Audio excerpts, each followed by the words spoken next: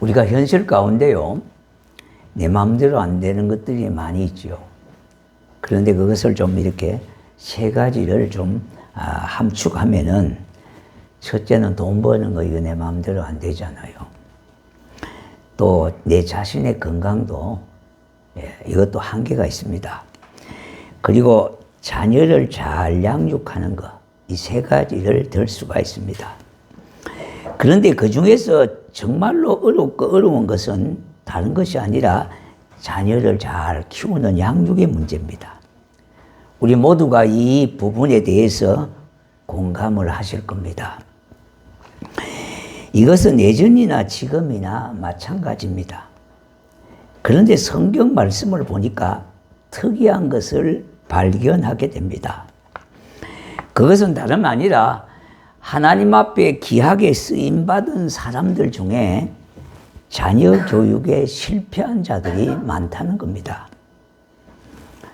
물론 훌륭한 자녀가 아버지의 대를 잇는 경우도 있지만은 그렇지 못한 경우도 많게 됨을 볼 수 있습니다.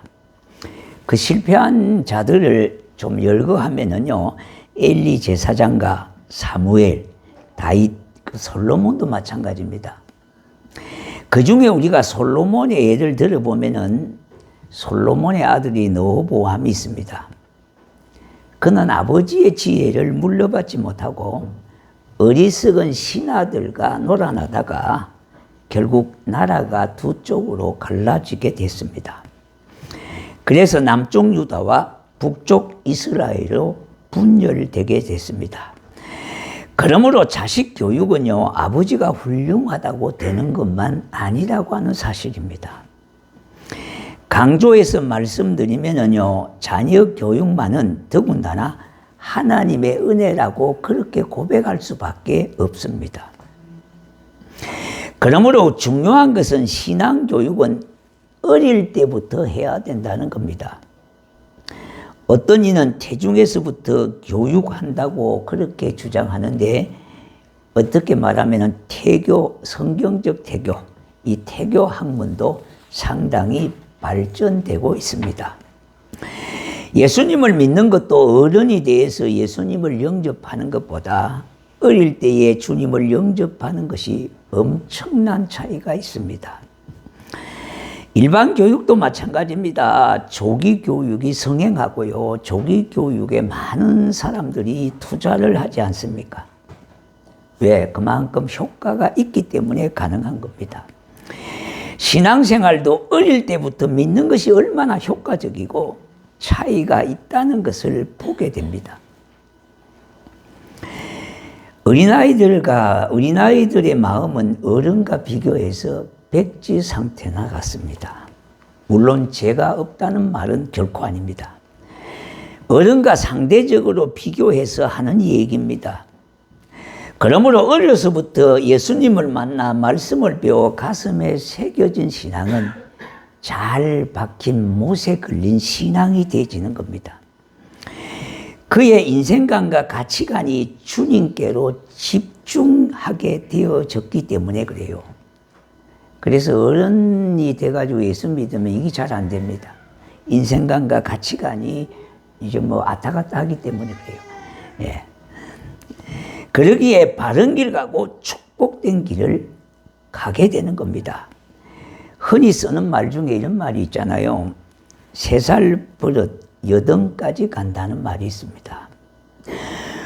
이런 말처럼 어린 시절에 예수님을 만난 사람은 비록 세상으로 나갈지라도 주님께로 되돌아올 수 있는 확률이 많다고 하는 사실 부인하지 못할 겁니다.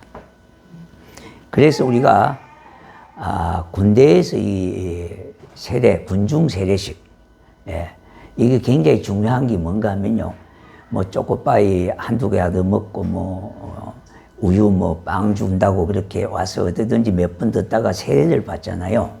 그런데 그 중에 통계적으로 보면은 한 80여 %가 돌아온다는 겁니다. 그 굉장한 얘기죠. 그러니까 우리가 어릴 때에 믿었던 것이 결국은 어른이 되어져도 이렇게 유익한 길로 복된 길로 생명의 길로 돌아올 확률이 높다는 겁니다.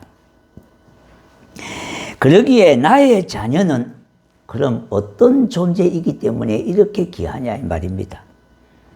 첫 번째요. 자녀는 하나님이 세우시고 지켜주셔야 하는 존재입니다. 우리의 자녀들이 우리가 가르치고 우리가 기른다고 생각하는데 그것은 인본주의 생각입니다. 우리가 부모가 잘 가르치고 잘 기르면은 좋은 그런 믿음의 사람이 되고 훌륭한 사람이 되어지고 그렇게 이야기하는 것은 인본주의 사고방식입니다. 자, 1절 보십시다. 이 본문 말씀 아니고요. 오늘 1절에 보면은요. 여호와께서 집을 세우지 아니하시면 그랬습니다. 우리가 잘 아는 겁니다. 이 말씀이요. 여호와께서 집을 세운다, 성을 지킨다 그렇게 하셨는데 이 말은 공동체를 뜻합니다.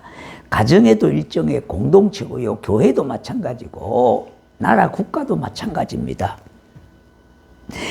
그러기에 그 속에 포함되어 있는 가족, 자녀들도 하나님이 세워주셔야 하고 하나님이 지켜주셔야 할 대상입니다.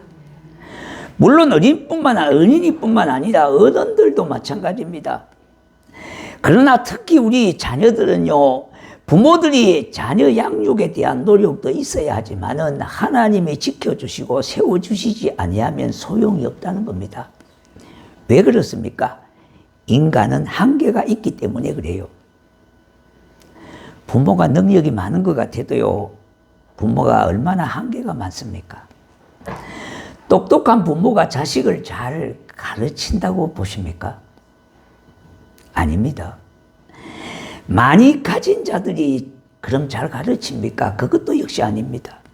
그러면 가난한 분들이 잘 가르칩니까? 그것도 아닙니다. 사람은 노력을 해도 노력한 대로 잘 안 되는 것이 자식을 위한 가르침이고 자녀에 대한 양육입니다. 그것은 우리에게는 너무나 한계가 극명하기 때문인 겁니다. 하나님이 세우시고 지켜주시지 않으면 우리의 노력도 우리의 수고도 아무것도 아니라고 하는 겁니다. 오늘 이 본문은요, 솔로몬이 지은 시편 10입니다. 그 솔로몬 왕이 얼마나 똑똑한 왕입니까? 얼마나 지혜로운 왕입니까? 그런데 자식은 제대로 가르치지를 못했다고 하는 사실을 확인할 수가 있는 겁니다. 왜 그렇습니까? 솔로몬 자신도 그렇게 자신을 고백했습니다. 내가 하나님을 제대로 의지하지 않았다고 하는 이 고백을 한 것을 봅니다. 다시 말씀드린다면 이 솔로몬은 자기는 그렇게 지혜롭고 똑똑한 왕이었는데요. 결국은 뭡니까?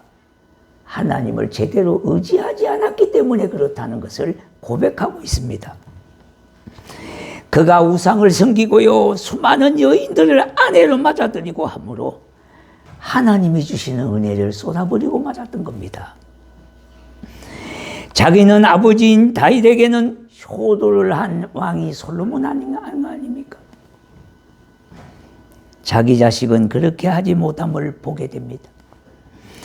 내가 아버지에게 그렇게 효도했다고 자식에게 그렇게 효도 꼭 받는다는 보장도 없습니다. 그러므로 저와 여러분들이 자녀들에게 줄 수 있는 최고의 선물은 어릴 때부터 예수를 믿게 하는 겁니다. 어려서부터 성경을 읽게 하고 배우게 하고 그 은혜를 누리게 하는 겁니다. 또 어려서부터 하나님을 알게 하고 하나님과의 인격적인 관계를 만들면은요, 하나님이 그 아이의 삶을 책임져 주신다는 사실을 믿으시기 바랍니다. 우리가 전능하신 하나님이 저와 여러분의 가정에 보내준 아이라고 인정한다면 주님께서 보호해 주시고 세워주시는 것을 바라는 것보다 더 좋은 방법이 없음을 믿으셔야 합니다. 두 번째는요, 자녀는 부모의 수고와 노력에도 한계가 있는 존재입니다. 우리의 자녀들요, 부모의 수고와 노력한 것으로 한계가 있는 사람들이에요. 오늘 이 본문은 아니지만 2절 한번 보십시다. 이렇게 말하고 있습니다. 너희가 일찍 일어나고 늦게 누우며 수고의 떡을 먹음이 헛되도다. 그러므로 여호와께서 그의 사랑하는 자에게 잠을 주시는 도다 했습니다. 왜 우리는 아침 일찍 일어나고 늦도록 수고를 합니까? 왜 그렇게 하루의 삶이 고단한 몸을 이끌고 그렇게 하루하루를 마감하고 합니까? 다 먹고 사는 것 때문에 그런 거 아닙니까? 자녀들 뒷바라지 하는 것 때문에 그렇지 않습니까? 자녀들 잘 그렇게 잘 출가를 시키고요. 시집장가 보내고 여러분 노후를 대비해서 그렇게 고단한 몸을 이끌고 또 하루를 시작하지 않습니까? 그리고 피곤한 몸을 이끌고 오늘도 하나님 편히 쉴 날 없이요. 고생하고 수고에 그렇게 잔을 마셔야 될 때가 많지 않습니까? 이 모두가 다 이런 것 때문에 그렇다는 겁니다. 자녀들 교육시키기 위해서요, 비싼 등록금 자녀 뒷바라지 하는 거 기르기 아빠들로 이 고생이 바로 여기에 있는 겁니다. 우리가 그렇게 자녀를 위해서 그렇게 한다고 효도한 것도 아니지 않습니까? 우리가 그렇게 한다고 자녀들이 우리에게 꼭 효도한다는 보장도 없고요. 그렇게 할 리가 없습니다. 그것은 부모의 도리라고만 말하기 힘들지 않습니까? 효도하고 잘되기만을 학수고대하지만은 그것은 단지 희망상항일 때가 많습니다. 물론 부모가 노후의 자식들에게 보상이나 바라고 함이 아니라 부모된 도리로 그렇게 함도 있겠지만은 내가 그렇게 한다고 자식들은 그것을 알아주거나 기대만큼 못하는 것이 사실이지 않습니까? 부모의 노력은 한계가 너무나 분명합니다. 그러면 어떻게 하는 것입니까? 2절 하반절에 보니까 여호와께서 그의 사랑하는 자에게 잠을 주시는 도다 했습니다. 이 말을 잘 생각해 보십시오. 누구에게 잠을 주신다고 했습니까? 하나님을 사랑하는 자에게 주신다고 했습니다. 그럼 어떤 잠입니까? 저녁부터 아침까지 그냥 쿨쿨하면서 자는 잠입니까? 잠을 많이 자는 것이 사랑하는 겁니까? 그게 아닙니다. 여기서 말하는 잠은 안식의 잠을 말합니다. 근심이나 걱정, 염려가 없는 그런 평안한 잠을 하나님이 주신다 이 말입니다. 하나님이 사랑하는 사람, 그 사람에게 주시는데요. 그 사람은 예수를 구주로 믿어 구원받은 백성인 저와 여러분에게 그렇게 주신다고 약속하고 있습니다. 우리가 하나님을 사랑하기 위해 그 사랑의 대가로 주시는 것이 아니라 하나님이 우리를 사랑하시고 우리는 그 사랑을 받고 사는 사람들이기 때문에 하나님이 베풀어 주시는 사랑과 은혜가 바로 잠입니다. 우리의 조건에 따라 주시는 것이 아니라 주님이 일방적으로 베푸시는 사랑입니다. 조건이나 차별을 두지 않고 예물을 보시지 않고 하나님을 사랑하는 자와 주님의 몸된 교회를 사랑하고 섬기는 자들에게 그 사랑을 많이 받게 하신다는 겁니다. 이러한 것들이요, 부모가 자녀들에게 할 수 있는 최고의 헌신인 것을 알고 그 기회를 놓치지 마시기 바랍니다. 세 번째는요, 자녀는 하나님이 주신 기업과 상급을 받을 존재입니다. 3절 보십시다. 보라, 자식들은 여호와의 주신 기업이요 태의 열매는 그의 상급이로다 그랬습니다. 여기서 기업이라고 하는 말은 토지나 가옥 이런 상속권을 물려줄 수 있는 것을 뜻하는데요. 그런데 자녀를 기업이라고 말한 것은 무엇 때문에 그렇게 했겠습니까? 이것은요, 주님으로부터 상속을 물려받았다고 하는 뜻이 담겨 있어요. 자녀가 하나님이 주신 기업이라고 하는 말은 상속으로 물려받은 그와 같은 자산이라고 하는 겁니다. 그러니까 하나님께서 자기의 소유를 우리에게 잠시 맡겼다고 하는 거예요. 그래서 언젠가는 되돌려 받을 수 있다고 하는 겁니다. 그러므로 자녀는 내가 출생했다고요, 내가 안고 낳았다고 내 자식이 아니라 이것은 하나님이 우리에게 주신 재산이에요. 이 기업이란 말입니다. 그래서 언젠가는 돌려줘야 될 거예요. 꼭 명심하셔야 됩니다. 내가 낳은 자식이니까 내 자식 그지 내 마음대로 그렇게 하는 것이 아니라 하나님의 뜻 가운데 하나님의 인도를 받게 하는 자녀로 우리가 잘 양육해야 될 사명이 있고 그것이 하나님께서 우리에게 주신 본분이라 이 말입니다. 그래서 자녀는 부모의 소유물이 아니라 내가 낳아서 키우는 것은 했지만은 내가 키운 것보다는 하나님이 키워주신 것입니다. 내 자녀가 하나님의 소유인데 내 마음대로 키우려고 하니 어려운 일이 생기는 겁니다. 부모가 은하는 대로 키우는 것이 아니라 오직 하나님이 원하시고 기뻐하시는 대로 키우는 겁니다. 하나님은 자녀를 여러분들에게 맡겨주실 때에 하나님의 놀라운 뜻과 섭리 가운데 저와 여러분의 가정에 보내주셨습니다. 세례 요한이요 하나님께로부터 보냄을 받은 그 보냄을 받아서 세상에 태어났듯이요 우리들의 자녀들도 하나님의 뜻이 있고 계획이 있어 이 세상의 목적을 가지고 태어나게 하신 겁니다. 하나님이 내신 걸작품이지요 내가 만들어낸 것이 아니지 않습니까? 그러므로 내 자녀를 위하여 기도로 비전을 가지게 하고 말씀을 통하여 삶의 목적을 이루는 사람이 되게 하는 겁니다. 그러므로 자녀는 상급이라고 한 겁니다. 잘 기르면 상을 받게 되어지는 겁니다. 여기서 잘 기른다고 하는 기준이 그럼 무엇이라고 하는 겁니까? 사회적으로 출세나 부귀영화가 아니라는 겁니다. 그 기준은 하나입니다. 하나님이 그 자녀를 세상에 보낼 때에 하나님의 뜻과 계획에 맞추어 길렀느냐 안 길렀느냐의 그 기준입니다. 그러니 힘들고 어렵다는 겁니다.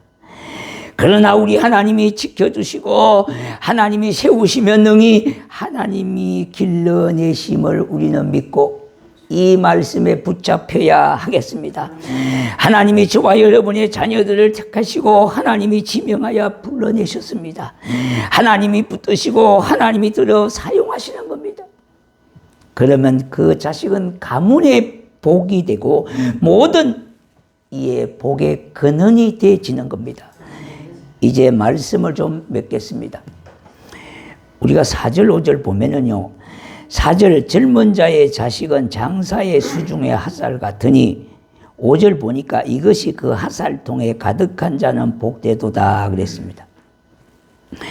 그들의 성문에서 그 은수와 담판할 때에 수치를 당하지 아니하리로다 그랬습니다. 자식은 장사의 손에 들린 핫살통과 같습니다. 핫살과 같다는 겁니다. 이것이 엄청난 건세와 힘을 상징하는 겁니다. 그러므로 자식이 많은 것은 힘이 되고 복이 된다고 성경은 말하고 있습니다. 그래서 다복한 가정이라 그렇게 말하잖아요. 자식이 많은 것이 왜 그렇게 복이 되어지는 겁니까? 그 많은 자식 중에 보면은 골치 아프게 하는 자식도 있어요. 아주 힘들게 하는 자식도 있다 이 말입니다. 그러나 그 자식이 부모의 좌우에 설 때에 든든하게 지킴이 되는 자식들도 있다 이 말입니다. 오늘 말씀은 그걸 말하고 있는 겁니다. 왜 그렇습니까? 그 자식이 부모의 근위를 세워주시기 때문에 그래요. 지금은 그런 일이 좀 보이지 않습니다만은 옛날에 시골에서 보면은 동네에서 보면은 잔치하는 데가 있어요. 그래 가보면은 서울에서 자식이 잘 됐다고 시골의 동네 온 잔치를 하는 겁니다. 왜? 막 수건이고 뭐고 이렇게 싸가지고 다 동네 사람들한테 다 베풀고 그때 기름칠을 한다고요. 고기 이렇게 돼지고기 소고기도 들고 그렇게. 그러면 그 자식 때문에 부모가 얼마나 어깨가 올라가겠습니까? 예. 그러면 뭐라 그랬습니까? 동네 사람들이 자식 잘 키워서 저렇게 성공했으니까 부모가 너무너무 훌륭하다고 그러지 않겠습니까? 이것이 바로 힘이라는 겁니다. 이게 부모의 좌우에서 힘 건세라는 거예요. 성문에서 언수와 담판할 때라든지 재판 사건에 휘말릴 때라든지 자식이 부모의 수치를 당하지 않게 한다는 겁니다. 왜? 자식이 능력이 있으니까 부모를 대신할 때도 있다 이 말입니다. 다윗이 바로 그랬습니다. 다윗에게는 많은 자식이 있었습니다. 물론 골치 아프게 그렇게 하는 자식도 있고요, 심각한 놈도 있었습니다. 그 중에요, 솔로몬은 아버지의 건의를 너무너무나 세워줬습니다. 솔로몬이 아버지의 복이 된 겁니다. 그렇습니다. 하나님은 우리들에게 자식을 맡길 때에 복의 기업으로 맡기신 겁니다. 그리고 상급으로 자식을 주셨어요. 은수가 아닙니다. 힘들게 하는 골칫덩어리가 하는 겁니다. 복의 통로입니다. 상급임을 믿고 사랑으로 축복하며 자녀를 양육할 수 있는 하나님이 우리에게 기회를 주셨는데, 이 기회를 선히 사용해서, 잘 사용해서 정말로 하나님 앞에 영광 돌리고 복된 자녀로 자리매김할 수 있도록, 그와 같은 자녀로 나아갈 수 있도록 우리의 부모의 책임을 지금부터라도 조금이라도 통감하면서 우리가 함께 힘을 모으고, 함께 하나님 앞에 지혜를 구하고, 함께 하나님 앞에 능력을 구하고 하나님의 은혜를 받아야 되지 않겠습니까? 네. 왜냐? 우리는 너무나 부족하고 연약한 존재들이기 때문에 그래요. 하나님이 은혜 주시고 복 주셔야 돼요. 하나님이 도와주시고 하나님이 양육하고 길러주셔야 돼요. 하나님이 세워주셔야 돼요. 그래야 그 사람도 쓰고 가정도 세우고 나라도 세워지게 되어지는 겁니다. 이와 같은 말씀을 기억하시면서 참으로 자녀는 하나님이 기르시고 하나님이 세우시고 하나님이 돌보시는 존재다. 이 사실에 우리가 마음을 굳게 하시면서 나아가는 여러분 되시기를 주의 이름으로 축복합니다. 네.